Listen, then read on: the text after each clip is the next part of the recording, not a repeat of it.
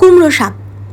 এখনকার অনেকের কাছেই কিন্তু নামটা অজানা, অথচ একটা সময় মায়েরা হাত দিয়ে বেছে রোদে একটু শুকিয়ে খুব যত্ন করে বাটতেন এই শাক।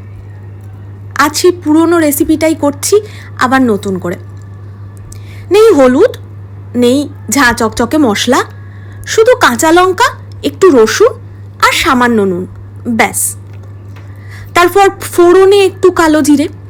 গন্ধটুকুই যেন বলে দেয় কিচ্ছুই পাল্টায়নি, শুধু সময়টা আর আগের মতো নেই।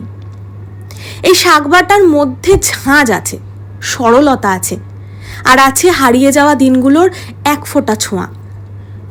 মায়ের হাতে সেই স্বাদটা আজ আবার ফিরিয়ে আনলাম, একটু নিজের মতো করে।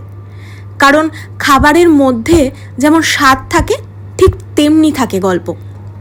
জিভে নয়, মনে লেগে থাকে এই বাটার স্বাদ।